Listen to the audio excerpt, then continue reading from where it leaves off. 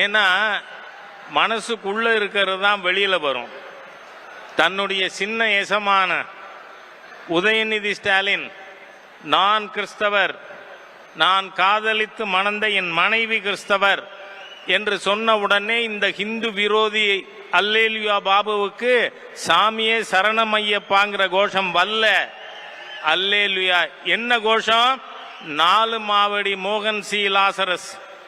எந்த மோகன் C Lazarus கும்பகோணத்தில் இருக்கின்ற இந்து கோவில்கள் எல்லாம் சாத்தானின் கூடங்கள் என்று சொன்னானோ அந்த மதவெறியன்.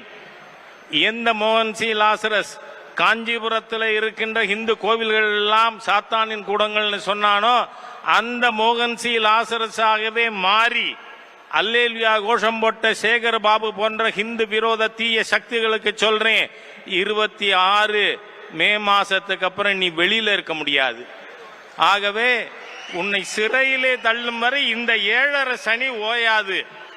அந்த அளவிற்கு ஒரு ஹிந்து விரோத தீய சக்தி ஹிந்து ஆலயங்களை ஆக்கிரமித்துக் கொண்டிருக்கின்ற ஒரு நபர் சொல்றாரு, இங்க நம்முடைய முருக பக்தர்கள் மாநாட்டுக்கு வர்றவர்கள் ஹிந்துக்கள் இல்லையா.